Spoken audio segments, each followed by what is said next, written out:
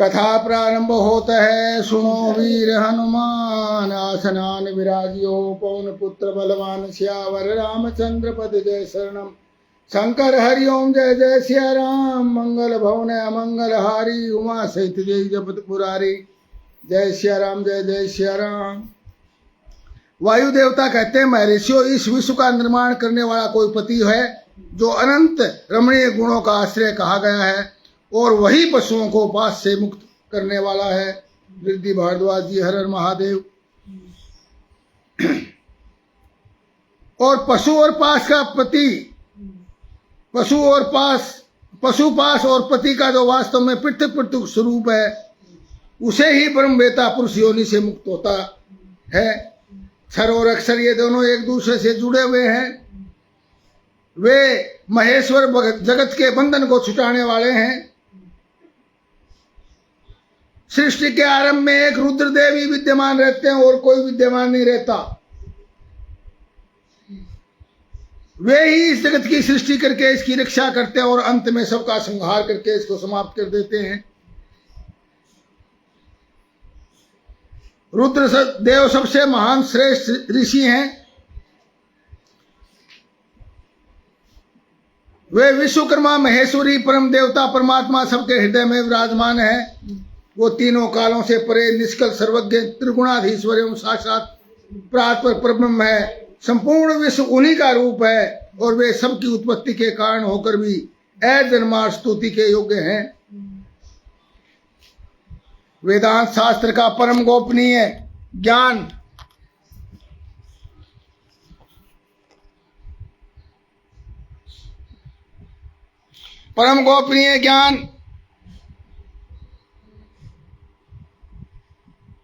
पूर्व कल्प में मुझे इसका उपदेश किया गया था। मैंने बड़े भारी सौभाग्य से और ब्रह्मा जी के मुख से इस ज्ञान को पाया था।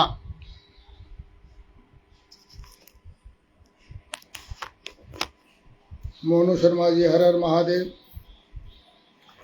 जो सम दम से रहित हो, यानी समन और दमन, एक होता है समन, एक होता है दमन। दमन का मतलब दबाना। किस चीज को दबाना?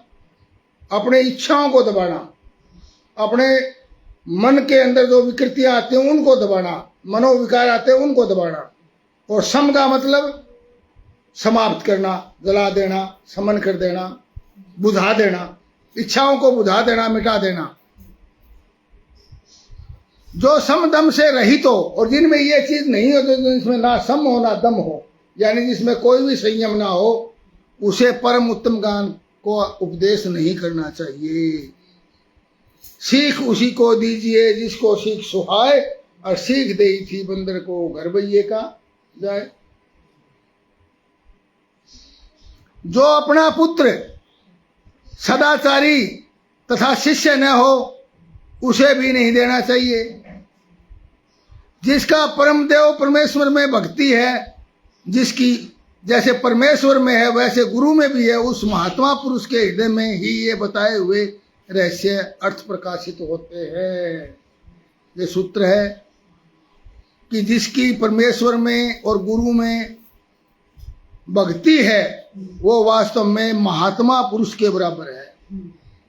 और उन्हीं को ये रहस्य, उन्हीं को प्रकट होते हैं ये ज्ञान। वे भगवान शिव प्रकृति और पुरुष से परे हैं। वे सृष्टि काल में जगत को रचते और संहार काल से पुनः सबको आत्मसात कर लेते हैं। पुरुष और प्रकृति, प्रकृति सृष्टि है, पुरुष वो है जो ब्रह्मा जी इसको निर्माण करते हैं सृष्टि को। परंतु महेश्वर भगवान महेश इन सबसे परे हैं, ब्रह्मा विष्णु महेश से। कैलाश शर्मा दाधीश जी हर हर महादेव। वायु देवता ने कहा, पहले ब्रह्मा जी ने 5 मानस पुत्रों को उत्पन्न किया। शुरू में कौन कौन थे वो? सनक, सनंदन, सनातन, ऋभु और सनत कुमार। वे सब के सब योगी, वीतराग और ईर्ष्या से रहित थे। इन सब का मन हमेशा ईश्वर के चिंतन में लगा रहता था, इसलिए उन्होंने सृष्टि रचना की आगे बढ़ाने की इच्छा ही नहीं की। और सृष्टि से वृत हो। ये सनक आदि महात्मा जब चले गए तब ब्रह्मा जी ने पुनः सृष्टि की इच्छा से बड़ी भारी तपस्या की और दीर्घकालीन तपस्या करने के बाद भी उनको समझ में नहीं आया सृष्टि को कैसे विस्तार करूं। तो ब्रह्मा जी के मन में दुख हुआ, दुख से क्रोध प्रकट हुआ। क्रोध में आविष्ट होने पर ब्रह्मा जी के दोनों नेत्रों से आंसू की बूंदें गिरने लगी। नारायण हरे हर हर महादेव। और उन अश्रु बिंदुओं से कौन पैदा हुए? क्योंकि क्रोध में थे, क्रोध से क्या पैदा होंगे? असुर पैदा हुए। और असुर ही नहीं, भूत प्रेत पैदा हुए। भूत प्रेतों को देखकर ब्रह्मा जी ने अपनी निंदा की। उसमें मोह क्रोध के कारण उनको तीव्र मूर्छा आ गई ब्रह्मा जी को। और क्रोध से आविष्ट होकर प्रजापति ने मूर्छा होने पर ब्रह्मा जी ने अपना वो शरीर त्याग दिया। हर हर महादेव। तब प्राणों के स्वामी भगवान नीलोहित रुद्र अनुपम कृपा प्रसाद प्रकट करने के लिए ब्रह्मा जी के मुख से वहां प्रकट हुए। भगवान रुद्र ब्रह्मा जी के मुख से प्रकट हो गए और उस जगदीश्वर प्रभु ने अपने आप को 11 रूपों में प्रकट किया। हर हर महादेव। यानी 11 रुद्र माने गए हैं। महादेव जी ने अपने 11 स्वरूपों से कहा, बच्चों मैंने इस संसार पर सृष्टि पर अनुग्रह करने के लिए तुम लोगों की सृष्टि की है। तुम आलस्य रहित होकर के संपूर्ण लोक की स्थापना, हित साधन और प्रजा संतान की वृद्धि के लिए प्रयत्न करो। महेश्वर के ऐसा कहने पर 11 रुद्र रोने और चारों ओर दौड़ने लगे। चारों वो 11 के 11 बालक। और रोने और दौड़ने के कारण उनका नाम क्या हुआ? रुद्र। रू का मतलब रुदन करना, रुद्र। तो रोने लगे और दौड़ने लगे, इसलिए उनका नाम क्या हुआ? रुद्र। जो रुद्र हैं वे निश्चय ही प्राण हैं और जो प्राण है वे महात्मा रुद्र हैं। इसलिए प्राण और रुद्र में कोई अंतर नहीं। तत्पश्चात ब्रह्मपुत्र महेश्वर ने मरे हुए ब्रह्मा जी को प्राण दान किया दोबारा। और ब्रह्मा जी के शरीर में प्राणों के लौट आने पर रुद्रदेव का मन प्रसन्नता से खिल उठा। विश्वनाथ ब्रह्मा जी से उत्तम बात कही कि हे भाग डरो मत, मैंने तुम्हारे प्राणों को नया जीवन प्रदान किया है, तो सुख से उठ जाओ। ब्रह्मा जी ने दोनों हाथ जोड़कर गंभीर वाणी द्वारा कहा, प्रभु आपके दर्शन मात्र से मेरे को आनंद हुआ है। आप कौन हैं? आपके दर्शन से मुझे बड़ा आनंद हुआ है। आप हैं कौन? और क्या जो संपूर्ण जगत में स्थित है, क्या वे भगवान आप 11 रूप में प्रकट हुए हैं, रुद्र के रूप में?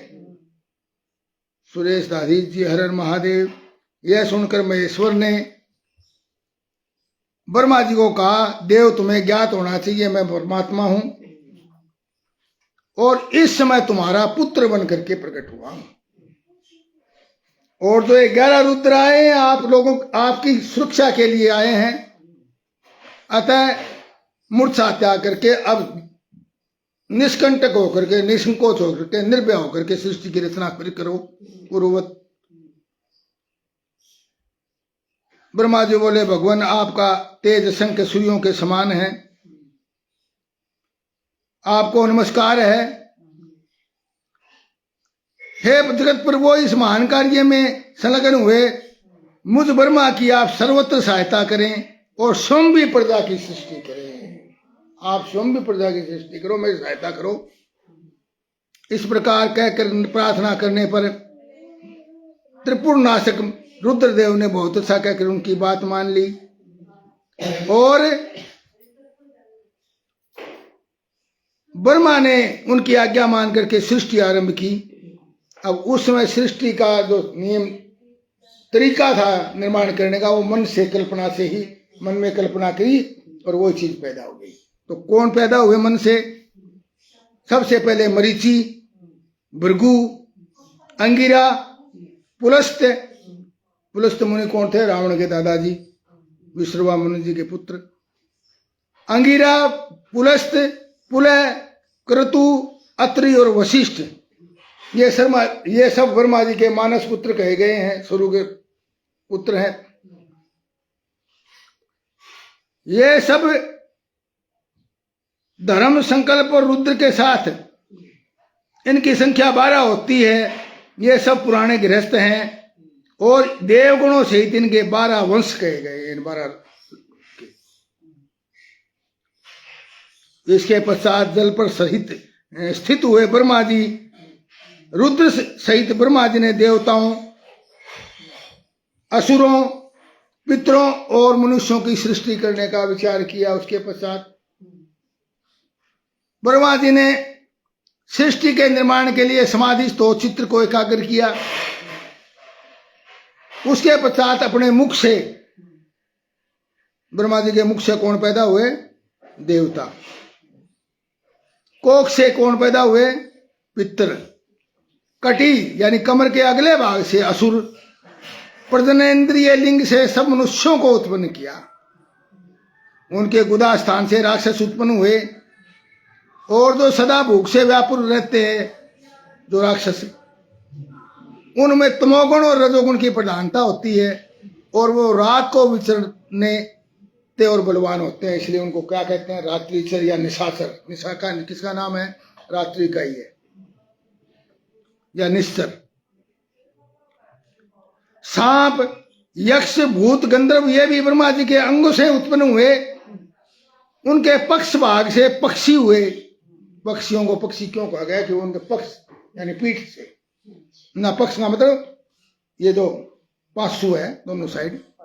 हाँ, कोख नहीं, कोख तो ये हुई, ये। हाँ, पक्ष भाग से पक्षी हुए। वक्ष स्थल से स्थावर प्राणियों का जन्म हुआ। एक तो जंगम है और एक स्थावर है। स्थावर का मतलब तो एक जगह स्थिर रहे, हिलजुल ना सके।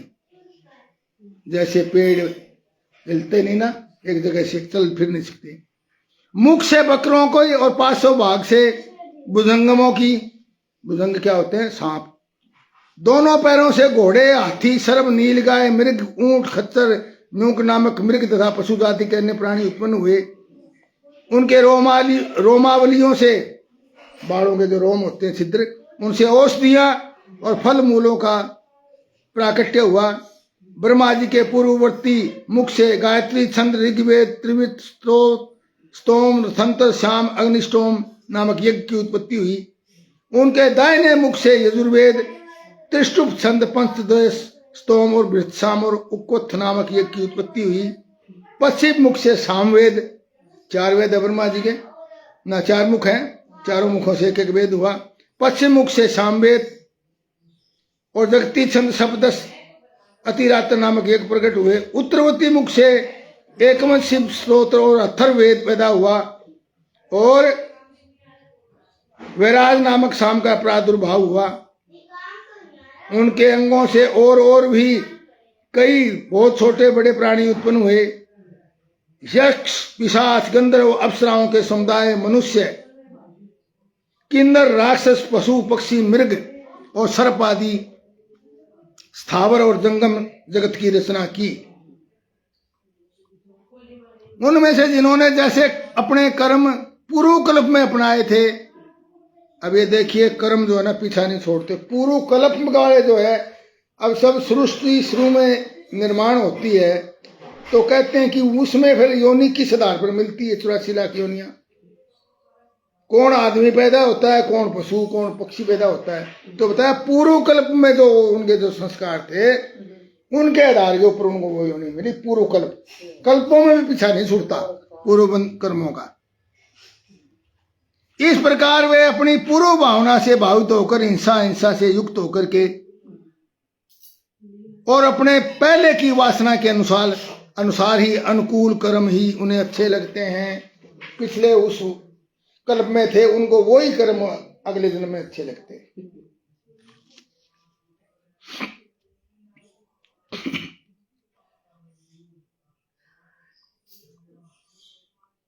अपनी रात व्यतीत होने पर अजन्मा ब्रह्मा ने सब रचित प्राणियों को वे ही नाम और कर्म दिए जो पूर्व कल्प में प्राप्त थे।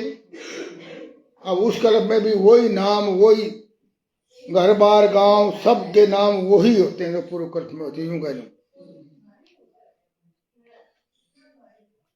यह प्राकृतिक जगत चंद्रमा और सूर्य की प्रभा से उद्भासित ग्रह और नक्षत्रों से मंडित, नदियों पर्वतों समुद्रों से अलंकृत होकर के भांति भांति के सुंदर नगरों और समृद्धिशाली जनपदों से सुशोभित है, और इसी को ब्रह्मा जी का वन या ब्रह्मा जी का वृक्ष कहते हैं। ये सारा संसार ब्रह्मा जी का क्या है? वृक्ष है।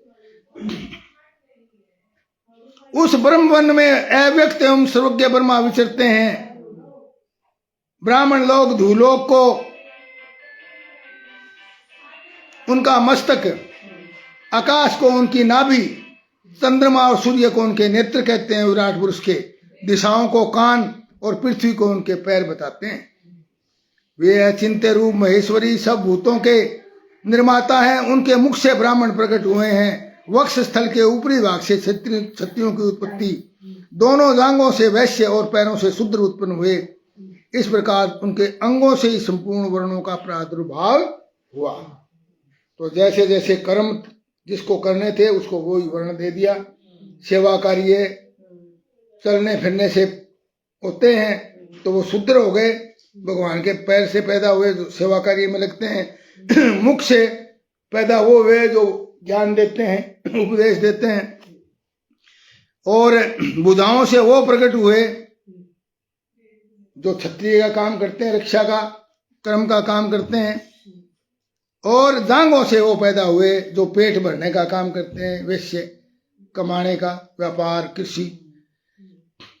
ऋषि बोले, प्रभु आपने चतुर्मुख ब्रह्मा के मुख से रुद्रदेव की सृष्टि बताई है।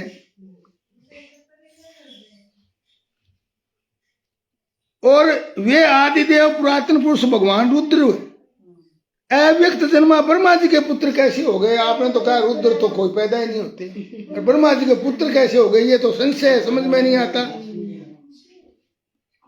वायु देवता ने कहा, ब्राह्मणों आपने बड़ा अच्छा प्रश्न किया है। ब्रह्मा विष्णु और रुद्र तीनों ही कारण आत्मा हैं। वे चराचर जगत की सृष्टि, पालन और संहार के कारण बनते हैं।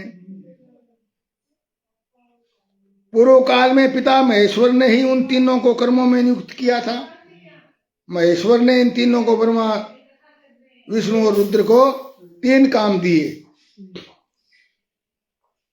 ब्रह्मा को सृष्टि कार्य में, विष्णु को पालन करने में, और रुद्र को संहार कारण करने की का कार्य दिया गया। मनोज कुमार जी का शांति। हर हर महादेव।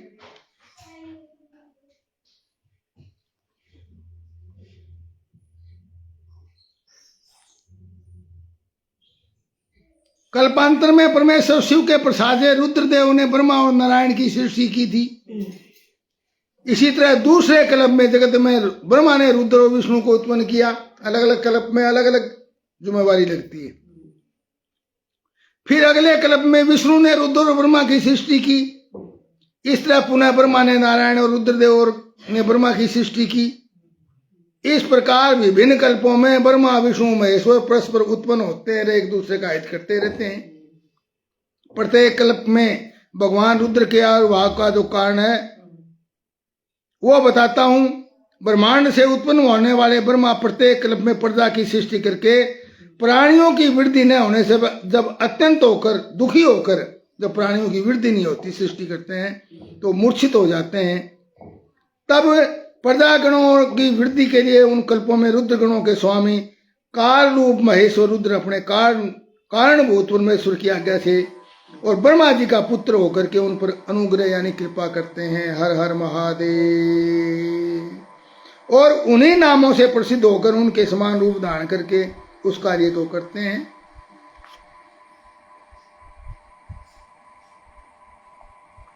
सहस्रों सूर्यों के समान उनका तेज है। एक समय ब्रह्मा जी ने नीललोहित भगवान रुद्र से सृष्टि करने की प्रार्थना की। तब भगवान रुद्र ने मानसिक संकल्प के द्वारा बहुत से पुरुषों की सृष्टि कर दी। वे सबके सम अपने समान ही थे। सब जटा दूर धारण कर रखे, निर्भय नीलकंठ नेत्र, तीनों आंखों वाले, ऐसे लोग पैदा कर दिए अपने जैसे।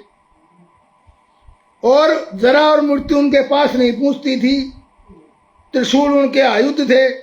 रुद्रगणों ने 14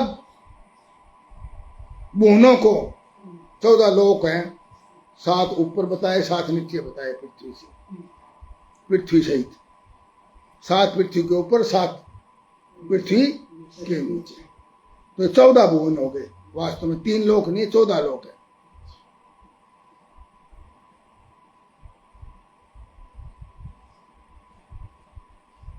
और प्रत्येक कल्प में भगवान रुद्र के आविर्भाव का जो कारण होता है वो ये होता है, हाँ, एक समय नील लोहित भगवान रुद्र ने सृष्टि करने की प्रार्थना की, तो 14 भुवन रुद्रगणों के जैसे रुद्र थे उसी तरह 3 नेत्रों वाले राजपाल नारायण जी हर हर महादेव। अब उन विधुन रुद्रों को देखकर पिता मैंने रुद्र से कहा, देव देवेश्वर आपको नमस्कार है। ब्रह्मा जी के ऐसे कहने पर हाँ, तो बोला देव देवेश्वर आपको नमस्कार, आपने सृष्टि तो करी, आपका बहुत बहुत धन्यवाद है, पर इस तरह की सृष्टि से बचाओ, ये ना तो मरते ना और आगे कुछ इनसे बढ़ता, और ये तो सारे फिर जटा झूठ और अपने त्रिशूल लिए तो घूम रहे हैं, विचरण कर रहे हैं, सारी सृष्टि इनसे भर की, जगह ही नहीं बची, किलबिला उठी सारी सृष्टि। तो बोले आप दूसरी इस तरह की ओर ना करो, ये जोड़े हाथ में छिक लिया।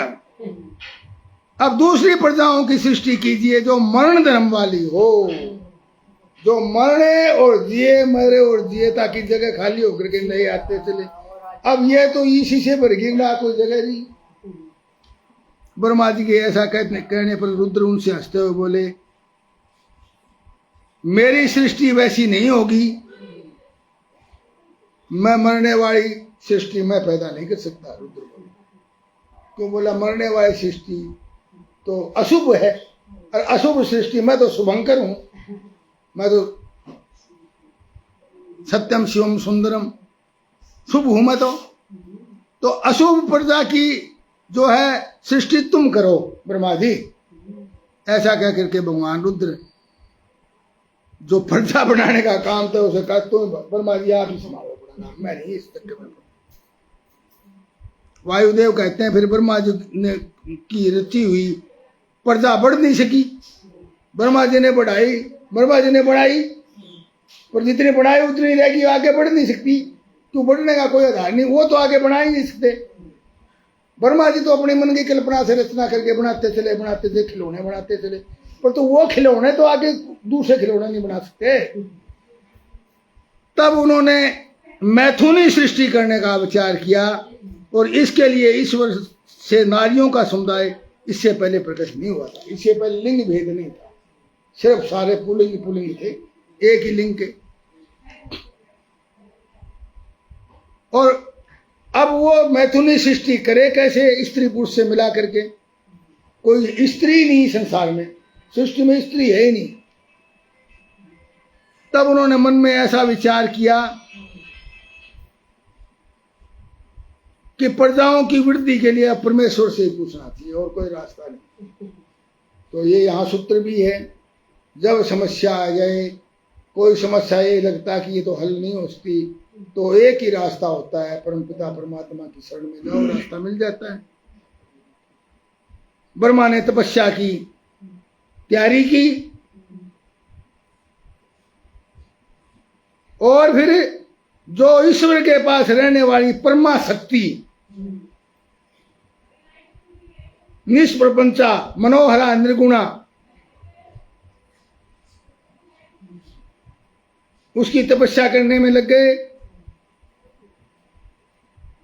जो कि भगवान की माया है, परमेश्वर की। महादेव जी थोड़े समय में संतुष्ट हो गए, महादेव जी थोड़ी तपस्या से प्रसन्न हो जाते हैं, और फिर अपने अनिर्वचनीय से किसी अद्भुत मूर्ति में प्रवेश करके भगवान महादेव आधे शरीर से नारी और आधे शरीर से ईश्वर होकर सोम ब्रह्मा जी के पास गए, बोलिए अर्धनारीश्वर महादेव की जय। और यहीं से उनका नाम अर्धनारीश्वर हुआ, आधे स्त्री और आधे पुरुष।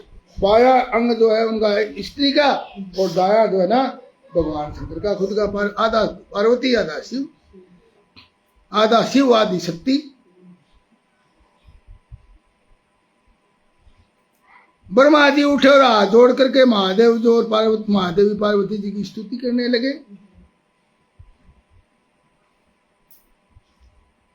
हे तीनों लोकों का संहार करने वाली देवी, पालन करने वाली और निर्माण करने वाली देवी आपकी जय हो।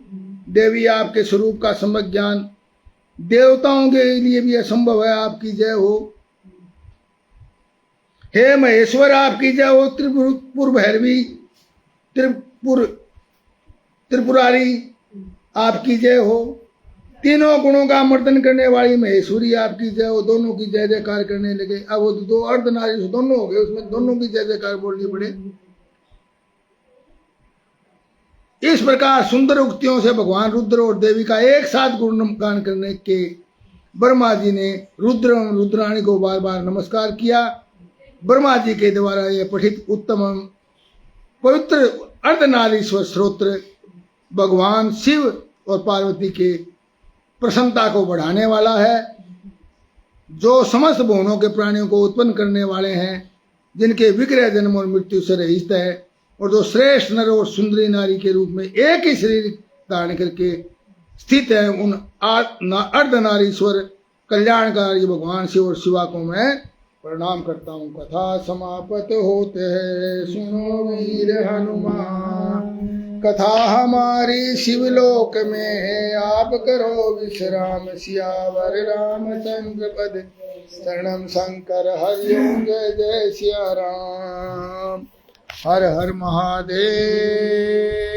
पवन शर्मा जी हर हर महादेव।